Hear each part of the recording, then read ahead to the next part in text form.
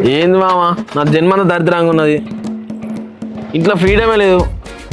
ఇప్పుడేగా ఇంట్లో నుంచి బయటకు వచ్చిన, అప్పుడే మా నాన్న ఫోన్ చేసినామంటారు మళ్ళా. మరి చెప్పకపోయినావురా బీరు తాగుతాను. అదే అనుకుంటానా. ఈ విషయం తెలిసిందనుకో దూలానికి వెళ్ళాడిస్తాను నన్ను. అరే రాకి, మా ఇంటి దగ్గర ఒక ఫోన్ ఉందిరా, అది నన్ను చూస్తాను తేపకు, కానీ ఇష్టపడతాను కావచ్చు అది.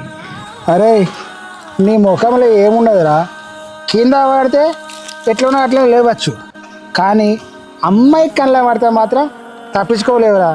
నీ బతుకు అంతేరా, నీ సంగతి అంతే. ఏం లేదు మామ, ఆ పిల్ల నన్ను ఇష్టపడుతుంది అనుకుంటా. నేను ఎందుకు ఇష్టపడతాను పిల్ల? అమ్మాయి మంచిది మామ. 2026 వస్తుంది, కొంచెం కూడా సిగ్గు అనిపిస్తలేరా?